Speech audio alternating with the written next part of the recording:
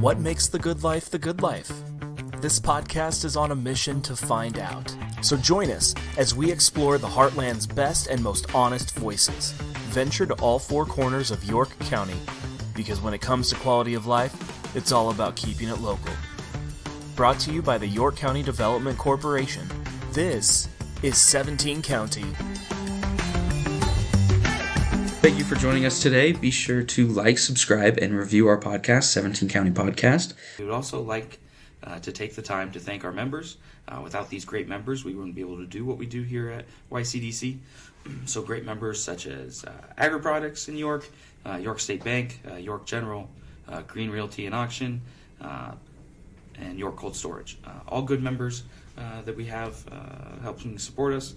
So you can find our members at our member directory page. That's yorkdevco.com. That's yorkdevco.com. And you can learn more about our members and how to become a member. So we'll jump into our interview. Today I'm joined by an individual who grew up in Fillmore County, made his way to Iowa, and 12 years later made the great escape back to Nebraska in McCool Junction. He is now a K-12 physical education teacher at McCool Junction, while also staying busy coaching basketball, football, and track. And so today I welcome Scott Yates to the show. Well, thank you very much. Welcome. Perfect. It looks like you guys just finished up track practice, it looks like. Yeah, I'm still sweating a little bit. Right on. It was a cold one, so yeah, we're indoors today. First thing we got, it's kind of a fun segment I have here, just kind of get people kind of loosened up and talking about some fun stuff. It's kind of a this or that thing. So the first one up is Coke or Pepsi. Any preferences there? I like Diet Pepsi or Diet Coke. Either one. I'm not swayed by either. Oh, you're no. I'm taking the cheap way out. Whatever's on sale there. That's right. Duke or UNC with March Madness and everything going on? Oh, gee, neither. Oh, that's a good choice. We're actually in a room with somebody that's a UNC fan, so maybe just for safety's sake, I'll say UNC. In case he happens to listen. Yeah, that's right. Grilled chicken or fried chicken? I'll try to go the healthier option. I'll say grilled chicken. Grilled chicken. Cats or dogs? I like dogs probably a little bit dog more. Person, yep. Cardio or weights? Weights. I just lift them fast. That's cardio. Yeah. If you're moving the weight fast enough, it turns into cardio. I like that. Music or podcasts? Used to be music, but I have, over the pandemic time, I really got turned on to podcasts, and I really enjoy listening and learning from podcasts, so maybe podcasts. Is there a certain podcast that, kind of stands out? You really enjoy more than the others? Or? Well, being a PE guy, sports guy, I'm infatuated with what can I do to help kids get better and all that stuff, so I like listening to stuff about, like, speed training and, like you said a second ago, like weights, stuff like that. Anything that I can do to try to help kids get better at what they're doing, I'm just infatuated with that. So that's what I like listening to. That's pretty cool. Cake or pie? Cake, probably. Cake, okay. Any certain type of cake? Is there one that... Graduation cake? That's usually pretty good. Free cake? Yeah. Free cake, yes. Hamburgers or tacos? Probably hamburgers, I guess. Yeah. I'd say hamburgers. Mountains or the beach? Beach. All right. Yeah. Have you taken any trips recently or anything? Been a couple years ago for our 10-year anniversary, we went on a cruise, so we got to go down to the Bahamas. So that was kind of the beach. Got to bounce around. How many days? Like 5 days? 7 days? Yeah, something like that. It was 4 or 5 days. And then we flew back home, and the pickup was frozen shut. It was because it's over Christmas break. So we go from the extremes. We go from the Bahamas to can't even open the door because it was frozen shut because of ice on it and everything. But that was probably the most recent big trip, I guess. Yeah. Not a better welcome back to Nebraska moment than... Jeez. And that was in the middle of the night. Oh, it was just not a good combination. But we made it. Yeah, definitely. So down here in McCool, we got either Junction Burger or Junction Philly. Oh, Junction Burger is like one of my favorite in the world, so Junction Burger. Gotta go with that. Yeah. Coffee or tea? I don't even like the smell of coffee. And when I spent some time in Australia, I started liking hot tea, so I like tea. Tea has been yeah. Can't wait to get into that time in Australia. Yeah. A little bit about that. So when you're at the kitchen sink, do you use dish soap or hand soap? If I'm washing my hands, I use hand soap. But if I'm washing dishes, I use dish soap. So use them for what they're meant for, I guess. I don't know. I guess I use dish soap to wash my hands all the time. That works too. I'm that type of guy. Okay. Chinese food or Indian food? Probably Chinese. Chinese. So we'll jump into the interview here. So talk to me a little bit about growing up there in Geneva. You have family nearby in the area. What kind of activities did you do to stay busy? Talk to me about life in Geneva. Yeah, I have an older sister and then a younger brother, and grew up on a farm with my parents were farmers. And they still are, I guess. What do they grow? Mainly just corn and beans. When I was growing up, we had pigs. That was not fun having to deal with them. There's some early mornings, I bet. I don't know about, somewhat, not so much, not terribly, but days like this when it's freezing outside, we go outside and sort pigs and freeze and all that. And I know they help put food on the table, but man, that was not fun with pigs. And then growing up, every now and then we plant a little bit of Milo too, which you don't see or hear much of that anymore. I guess family, my grandpa and grandma on the Yates side, my grandma's still alive there in Geneva, so my grandparents there, and had an uncle in town that runs a welding shop, and he had some kids that were a little bit younger than me, so those are my nearest cousins, I guess. So those are some of the things, I guess, about Geneva. What kind of things did you say you did to kind of stay busy there? Activities? Yeah, I'm a sports guy, so anything I could do to play sports, that's kind of what kept me busy. I guess I was lucky enough, my parents kind of didn't make me always like drive around in the combine or the grain cart or anything. They let me kind of follow my path of playing a lot of sports. So that, and I guess I got involved in a lot of things like for 4-H, church youth group. When I was younger, I was in like Cub Scouts and did a little bit of Boy Scouts. Just lots of different things. I guess I liked always being busy and being with organizations and groups and socializing, I guess. Cruising Main Street back when gas was cheap enough to cruise Main Street back in the old days and stuff. That was kind of fun. And then I don't want to incriminate myself, so I'll just leave it at that. Stay busy, yeah, stay busy. Without a doubt. And so then you did you always know you wanted to go to college, or how did you kind of find yourself at Nebraska Wesleyan? I guess growing up I always thought I'd probably go to college because I was a big sports guy, so which Division I am I going to go to? right. But that, get to high school, that quickly comes to that dream slowly becomes a reality. I'm not 6'4", and I'm not I'm not a freak athlete. I was just average. But pretty much because of sports, I was always just envisioning going to college. I guess that was one of my big reasons, and I guess I was just assuming to go on and get educated as well. And then a lot of the small colleges in this area, some of them were desperate enough to recruit me. So I was looking at, I don't think a person could go wrong with a lot of these small colleges in the area. But the one I just felt the most at home at was Wesleyan, so that's why I ended up there and got my degree, obviously, in education, and got to play football and do indoor-outdoor track, so got a lot of experiences there, and did some other stuff while I was there with school and organizations, so a lot of fun, and so that's how I ended up at Wesleyan. And so how was that experience there at Wesleyan? 4 years, 5 years? Were you to get the extra lap? I was an extra lap student, so... I think it was 4.5, pretty much, because the last semester of student teaching. I had a few credits going into college. I took a couple winter courses, couple summer courses, and kind of kept me on the mainly 4-year program. And then, like I said, student taught. But it was a great experience there. The thing I liked about Wesleyan was in Lincoln, so a little bit bigger town, kind of a lot of different little opportunities you could do there, and so. Yeah, it was a really good experience and got a great education at Wesleyan. Did you do all 3 years on campus, 2 years on campus? 2 years on campus and then an apartment off campus for a couple of years, and it was just a couple blocks away, so just walked or rode my bike every time. It's probably not near like the apartments they have going up nowadays. I don't know if you've driven over in that area. Man. The apartments they have nowadays.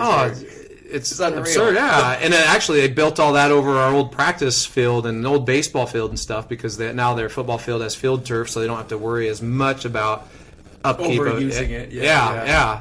So those nice new apartments, everything came in new after I was done, of course. The field turf, the nice new apartments, everything.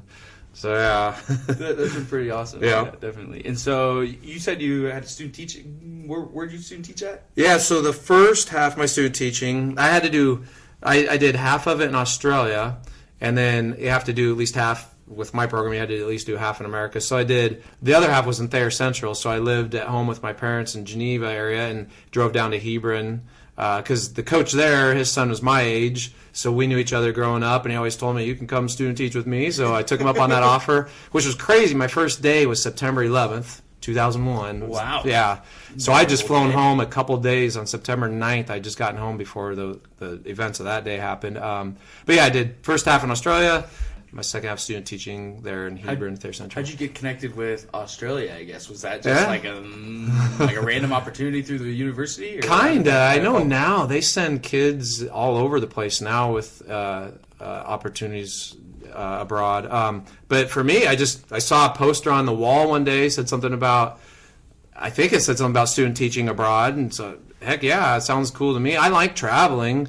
I got to go to some countries in Europe on a band trip after high school, after I finished my senior year. So I thought, man, that sounds like if I could make that work, that'd be a fun experience. And I wanted to go somewhere where they speak English, so I went to Australia. I just happened to see a poster on the wall and at Wesleyan, and I checked into it. And the international studies, I think that's probably what she was called. She'd actually been to Australia a time or two, so she was a really good resource and very good help to get to go down there. So yeah, that's how I ended up down there and had a lot of fun. How was your time? You said they speak English, but like type of English. Yeah, There's so much slang. yes. I imagine that you had to learn and things like that. Yes. So how was what was the culture like and everything down there? It's funny you said, because when I was there, since I was a foreigner, somebody interviewed me while I was down there for their local Australian paper, and I said the same thing that I'd say now is almost like a 51st state. I mean, it's a very similar culture to ours. Yeah, the slang can throw you off. Like, I was shopping at the local grocery store in the small town I was at, and of course, me being kind of a foreigner or whatever, kind of somebody different and new, there's some of the elementary kids or something, I think, were in the grocery store. Say, hey, Mr. Yates, however they, with their accent, and they said, what are you looking for? Somehow or other, and I said, I'm looking for jelly, which to me is jelly that you put on peanut butter and jelly, put on toast, or whatever. And they bring me back these boxes of Jell-O. They thought to them Jell-O is jelly. So just little things like that. Or I was looking for hamburger, and which is mince, I guess, mince meat, I guess, I think is what they. And so I bought hamburger, and it was like ham burgers, like smashed down. So ham, like pork. Yeah. So just some of the little language barriers there's just little things here and there, but I kept a list too of some of the differences between their slang and our slang, just so I could always look back at it and just kind of remember it. It was kind of memorable, but no, it was great, and the people, it was just a little bit more laid-back culture. Like at that time, like stores weren't even open on Sundays. I think it was years later when they finally passed a law where stores could be open on Sundays or something. Like they just had a little bit slower pace and just so friendly, and temperature was always good down there too. It's generally pretty warm in most places, so it was just a great experience, and yeah. So you get to go out into the outback and do any like little day trips or weekend trip? Or I did like get that? to do some stuff. I went back 3 more times, so I got to go back, and I got to do a lot of fun stuff, a lot of cool stuff. The first time I was there, I did get to go to the Great Barrier Reef, so I did that. I was in the Brisbane area, which is the middle of the East Coast. So I did go up to the Great Barrier Reef. I went to Fraser Island, which is, I guess, the world's largest sand island, which I don't know if that's fantastic or not. Got to go to Sydney. I've been to Sydney a few times, then Melbourne. And I did like the Great Ocean Road trip when I was down southern Australia area. And then one of the times when I went back, I went to Ayers Rock or Uluru, which is in the center, right in the middle of the outback. Kind of a big I think it's a religious sort of site for the Aborigine culture, and so I went out to that. I got to do a lot of pretty cool things. Now it's coming upon like 20 years since I've been there, but it's been a lot of fun. So yeah. Actually, we're sports people, so we went with my daughter and my son. We went and watched the Husker women's selection show when they got picked. So we went to Pinnacle Bank Arena and watched when they got picked to play Gonzaga in the tournament. So they have 3 Aussies on their team. So I talked to all of them.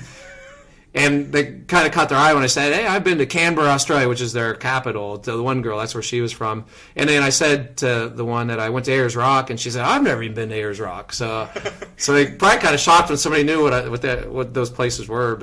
And I knew how to pronounce the names of their places, too. I was like, the pronunciation, I'm sure, caught them off guard. Yeah, because they emphasize different syllables. So some of the words to us, we say a lot different than they do. But anyway, I guess I'm kind of like now. Melbourne and Melbourne. Yeah, Melbourne. Yeah, Melbourne, we say Melbourne, Melbourne. That's pretty cool. That sounds like quite a kind of experience. And so you found your way out of Nebraska over to Iowa. How did that kind of come about? Yeah, kind of between my trips to Australia, I was randomly applying for jobs, saw a lot of them you see in the Omaha World Herald for the teaching jobs, and so I knew I wanted to be kind of within reach of like Omaha or Lincoln, and so I ended up in Elkhorn, Kimballton, Iowa, and Elkhorn, Kimballton was the name of that school. I think I applied for, 15, 16, 17 jobs. They were the only ones that were, I guess, desperate enough to even interview me, and then desperate enough to hire me, I guess. So yeah, that's how I ended up just kind of randomly over there. So it's kind of like Australia. When I went there, I'm not afraid to go somewhere and get out of my comfort zone and do different things. So when I went to Australia, of course, I didn't know anybody. When I went over to Iowa, I didn't know anybody there. But the good thing is meeting people in all those places too. So I ended up over there in Iowa and teaching exact same stuff pretty much I am here, K through 12, health and PE. That Elkhorn Kimballton is a small school. I did that for 10 years. And I was like a head coach of football, and I was the only boys track coach for high school and junior high basketball. And then, I was in Elkhorn Kimballton for 10 years. And then my wife's from Atlantic, Iowa, not far away. It'd be kind of like from McCool to York, and similar sizes too. And I ended up in Atlantic, Iowa, her hometown, teaching for a couple of years, coaching in Atlantic. Then I missed the small schools. So McCool Junction opened, and I applied for that. Atlantic was a great job, and I loved it, but I missed the small. I'm kind of a small town guy, and so that's also, I guess, what brought me back to McCool, was getting back to a K through 12 building. So I guess I probably elaborated a little long there. No, great. Yeah. No, definitely. And so your time over in Iowa, you said you were there for about 12 years? Yeah, 12 years. And so talk to me a little bit about, because that was your first gig. Mm-hmm. And so kind of learning, I guess, kind of the Iowa, because, you grew up on the Nebraska education system. I don't imagine it's that different. Yeah. But I imagine there are they do something a little bit different. So kind of how was, learning, in Iowa. But like you said, it's very, very similar. I guess in my field it was PE, and most of the schools there in Iowa, just talking PE and health sort of stuff. And I'm quite certain in both those towns I was in, is that you had to have 8 semesters of PE in high school. So that's just a small difference. And that's just districts can choose what all their requirements are generally anyway. But that would be one of the bigger differences. Aside from that, not between the two states, not a whole lot different. There wasn't a culture shock by any means. You talked about building relationships. So how did you go about, kind of building those relationships in a new community where you didn't know anyone and things like that? What kind of, a lot of it I'm sure was a community being welcoming to you, but kind of how did you kind of get yourself out there? That's a good question. But like you said originally, is small is a great small town I was in, very, very strong and tradition. I guess there's a Danish kind of culture that was there, so it's like a big Danish area, and they have Danish windmill, Danish museum, they have a big Danish celebration. So they just had a lot of pride in community and tradition and everything. So they were very welcoming to me, so that made it real easy. But it just like anything else in life, just talking to people and try to be friendly to people, and you meet a lot of people. Just being a teacher too, you meet lots of people. I've found everywhere where I've gone, because if the kids know you, then their parents probably learn of who you are and stuff. So it's kind of easy to be social, I guess, in those cases. I'm sure it's a lot easier to kind of kind of helps break that ice when you Yeah. know, little Timmy runs up to you in the store and, oh, hey, Mr. Yates. Yes, So that yeah. way you can meet their parents Yes. and things like that. Yeah. That's what's great about living in these smaller communities. You can recognize those people, out and about in the community. You just don't get lost. Yeah. There's like a face kind of out there Yeah. and things like It that. can be good, can be bad. It can be a little bothersome Yeah. sometimes when you're trying Yeah. to make a quick trip in and out Yeah. of places, and you get constantly recognized. Yeah. That in and out in 5 minutes sometimes always becomes in and out in 15 or My 30. wife would tell you about that. Oh, yeah. Getting stopped all the time. So Yeah. certainly. Yep. And so you found your way out of Iowa and here back to McCool. So how did you find your way back to McCool, and what was that kind of convincing of getting your partner to leave their home state? Yeah, and that was probably the hardest part. But personally, like, I'm just kind of the person that wherever I'm at, I'm going to take 100% pride in it. I don't ever plan to leave that place. Like when I was teaching at Elkhorn Kimballton, I figured that was my first and last job ever. But sometimes life just takes different twists and turns. So I went from Elkhorn Kimballton to Atlantic for a couple of years, and again, I had great jobs where I was at, and so especially to leave that Atlantic job that I just had for a couple of years. But I knew that I wanted to be back in a small school, even though I had great kids and great school building and everything in Atlantic. But I didn't even know when their prom was because we had 4 different school buildings. So I wasn't around the kids that I got to coach in the evening. I liked trying to be around them and develop rapport and relationships. And I knew I wanted to get back into a small school. I missed getting to teach kindergartners how to tie their shoes in PE or do goofy things with the kindergartners and not get to see the high school kids. So I knew I wanted to get to a small school, and the mystique or whatever of McCool had spread because McCool's been pretty strong school system for a number of years, and I was hearing my family or my friends back this way were saying anytime the McCool job came open, and it finally just kind of timed out right where, okay, I think I want to check into it. And so McCool, part of it was having some people that probably put a plug in for me and helped me to get the interview and get the job here. And it's been no looking back for the last 7-ish years. Because Dr. Cogs Yeah. as well would have been the one that hired you, right? Yeah. Without a doubt. So blame him. So, yeah. We can all point back to him. Yeah. Uh-huh. I had an interview with him as well. So, yeah, he's a fantastic individual. Yeah, he really loved this community, and you can tell by the amount of work that he really put in to try and grow and maintain and everything he could for this school district.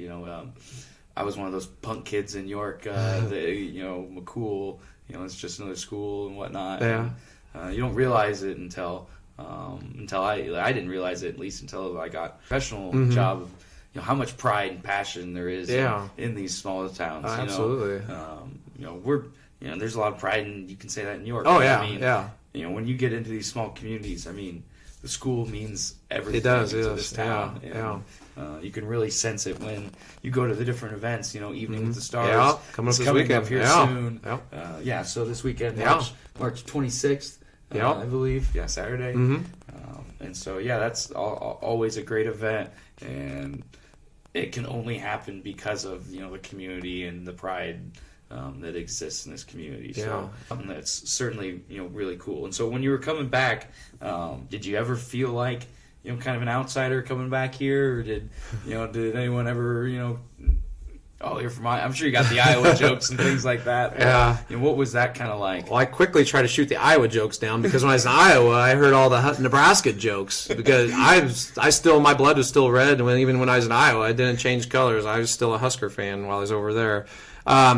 The funny thing was, while I was over there for 12 years, the world didn't stop over here, so I come back, and little kids that I knew, or kids that I knew, like when I was lifeguarding in Geneva, they'd grown up, and now they're like grown men, and I played men's league basketball with them, and now they remember me because I still look similar to what I was 12 years ago or whatever it was before I moved, but then they are all grown up, and I'm looking up to them and stuff.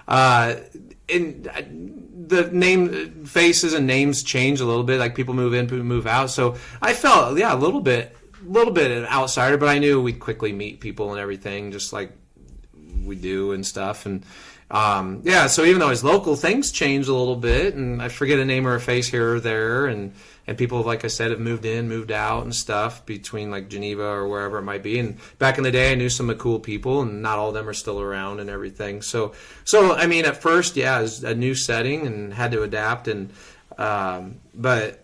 but again, being in a small community where people welcome you, it really wasn't too big a deal or anything. And so I guess what really kind of impressed you about, moving back, to McCool, what kind of impressed you about the McCool School District and everything like that as you were coming back? Well, when I was in Iowa, I just kept hearing about McCool, because about the time when I was like in Australia or teaching and beginning my teaching career in Iowa, I think I might have even saved a magazine. There's like a nationwide, I forget which magazine it was, that even had like an interview about McCool Junction, about how it was dwindling down or whatever, and that they were not going to let it die. They were not going to let it die.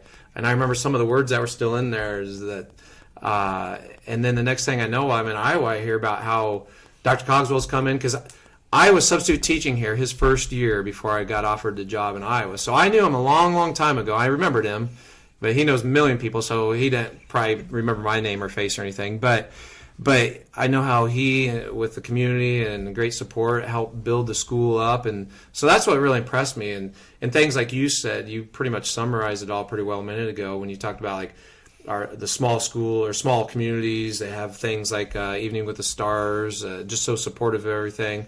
But those are things that impressed me, is just how it built up. When I came back, it wasn't, they added on, built things here and there. So it was just really impressive, and the numbers of kids have gone up and all that. So from the time I left, it was almost about to be closed down, and then now sometimes we can't even let all the kids in that want to come to our school. So it not completely, but it changed quite a bit, again, due to all the pride in the community and the great people around this area. Mm-hmm. And yeah, it certainly is a testament to the community and all the great people that are in this area. Yeah, so to kind of keep that kind of school district moving. So we'll jump into kind of our rapid fire questions here to kind of round out our interview. First one up is a favorite smell. Is there something that kind of, when it hits the nostrils, just kind of is pleasant for you? Is it weird to say the perfume Tommy Girl? I like that. So that's why I like that smell. That's what I give my wife. I like that smell. Perfect. Or pizza. Yeah. One of the two. So you got to be excited here in a couple days. Junction Pizza is going to be opening up. The Clark families, we're friends with that family, so yeah, we're real excited. Yeah. Real excited. That's really exciting. Yeah. Drove by there the Monday, past Monday. I was down here. Yeah, the other day, last week. And yeah, that back little beer garden they have is going to be so big. Yeah. It's perfect for outdoor hanging out. Yeah, I'm looking forward to that. Yeah, it should be good. A favorite season that you got, time of year? Oh, time of year. I thought you meant, I was going to say football season. But that works too. Hey, there we go. I was trying to be funny. I had that thought out in advance. But I guess in saying that, maybe the fall then, because it's still decent out, but not overwhelmingly hot all the time. And that's during football season. So it kind of goes hand in hand. That's right. Yeah. When you get a day off, what's the kind of your favorite way to kind of spend that day off? Either by yourself or with family? What are kind of either or? Yeah, what do you think? Anything like that, but just if I can do nothing for that day, just relax. And I like taking a nap if I can on a day off. So I don't know, being with everybody's busy. Everybody's busy. I know with coaching though, my mind is always thinking forward. What can we do better? What can we do better? What do I need to be doing? So if I can just take a day and relax and do nothing, that's kind of fun. Even on those days, when I'm taking my nap, I'm probably dreaming about what should I be doing coaching. What should I be doing coaching? It's always nice to be able to turn that brain off. It is. So if I have a day off, that's what I try to do. A favorite restaurant you have here in York County? Well, I don't think I could say anything other than Carrie's. Yep. It's very, very good food there and good people. Yeah, great people. Yeah, they're another great supporters of the community. Yes, absolutely. You see their names, everywhere, especially during the pandemic when they helped out with food and situations tremendous and things people. Like that. Yeah. Carrie and Lisa do a great job down there. Yeah. A favorite memory here in York County, something that maybe stands out over the last kind of few years. Yeah, I don't know if I can do justice by saying one thing, because there's been lots of great memories. and things like daddy-daughter dance, I love those things. Or when I've got to coach like my daughter's softball team, we won like the league championships, stuff like that is fun, and all that. But I still probably, maybe one that sticks out above all is when, again, I'm a sports guy, so winning the state football championship a year and a half ago or whatever, yeah, that was, I just don't know. There's not a lot of things that in the coaching world, it's not as though you have to win single thing, but when you devote your heart and soul and many seasons, yeah, because you never know if you'll get another one. So it's just because it brought all the community together. It just exactly like what McCool represents. Everybody came together. We had as we're coming back into town, we're on the fire trucks and everybody's lined up on the streets. Before we left to go to some of our big playoff games, the kids would be lining the hallway and giving us all high fives. It's just amazing how everybody came together and then to win it too. And again, life's not all about sports, but my life is. So that's one of the best memories amongst many other great memories in the area. No, right on. Yeah, those are some really good memories. A dream vacation that you would maybe have, either with what's the location or where would you go? Kind of what would be your dream vacation? We kind of talked about this earlier. Just one word that comes to my mind is beach. I love the ocean, and yeah, so anywhere where I can go to Atlantic, Pacific. You got? I don't care. Charlotte. I don't. Somewhere it's not real busy. Like when I was in Australia, the Gold Coast of Australia was a great place, and that's kind of a touristy area. So Burleigh Heads Beach is about the best beach ever, and I loved it there. But just anywhere where there's beach, and maybe not a packed, crowded beach. I don't care what ocean it is. Sand, sun, and waves. There we go. Yeah. What's a favorite candy bar that you maybe like to sneak on all your trips? Or... All of them. I don't know. I guess if I just had to go grab one, probably a Snickers bar. Probably, yeah. Yeah, for sure. And then what's a favorite county or local event you maybe always looking forward to? It could be the county fair, it could be the Mustang Roundup. What kind of comes to mind? Well, since you're saying everything that I was thinking of, yeah, county fair is always fun. There's lots of activities, and just thinking of the memories, taking my kids up to the carnival and the figure eight and stuff like that, and looking through the exhibits, the animals, stuff like that. I enjoy that. Mustang Roundup, that's probably one of my top highlights. That's, again, when our community comes together, and it's just fun. Everybody's out and about and having a good time. Another one that I thought of too, as you say that, is when during lockdown, all the small towns were having those cruise nights. The cruise nights are a lot of fun. And I don't know if we can do those some more every now and then. Those are fun. I don't know, like I said, if that could be another local event sometime, but those are kind of fun too. So those are three things that kind of pop to mind with some of the local events or county events, whatever you want to say. But I do think that was kind of one of the more fun things that come out of the pandemic was these communities getting back to their roots, if you will, of cruising the strip, because there's really nothing else to do. And so that was really fun to see. With Junction Pizza opening up, be a nice little stop. You kind of go around town. That'd be really cool. So this next segment here is kind of a fun one, with all the doom and gloom going on in the world. I just want to talk about the good in our lives, and so what's kind of making us happy. And so what's making me happy is getting to meet all these different people and all these different educators through this podcast. I did an educator one. It's been about a year ago now, and I got to meet Dave McDonald. And a few other people from across the county. And so it's been great, getting to meet Scott and Cody Wallinger and Chad Maddox and a few other people that I've gotten to interview. And so this has been really fun getting to kind of meet all these different educators that we have across the community, because we have so many great ones. It's been fun to kind of highlight the different stories we have. So what about yourself? What anything with some good going on in the world? Well, family, I guess. It just, the kids grow up fast, though, so that's the only hard part. But, getting to spend time with family, that's what I like being about in a small community. My wife, my two children are in the same school, and so get to see them a lot. And then my family I grew up with, obviously, too, is in the area. And just getting to just getting to work with kids and stuff because they are always full of energy and keep you grounded and stuff. And so I enjoy that. Just a lot of great people in the area too. Just in my life, I've got to meet a lot of great people in Australia, in Iowa and Geneva growing up, and yeah, there's just a lot of good people around in our lives, and so I guess I'm thankful for that, and thankful we're in a pretty safe area of the world and everything with crazy stuff going on over yonder, and and it's springtime, even though it's freezing out there today. It's good that the weather's warming up and the sun's shining generally. For the most part. The track gods frown on us track coaches from time to time like they did today and stuff. But, yeah, there's just lots of good people around and good area of the world to be in right now, I guess. No, without a doubt. Yeah, we certainly are blessed here in this part of the world, over the last couple of years to not have our worlds completely changed, like some of the other places. Yeah. So, we're certainly grateful for that. So thank you for your time today. I appreciate you, taking the last about 45 minutes to kind of sit down with me. And so we'd also like to take the time to thank our members again: Cornerstone Bank, Nebraska Public Power District, Henderson State Bank, Perennial Power District, and York Community Title Company. Once again, all great members that help us do what we do, and we won't be able to do that without them. So thank you to these members.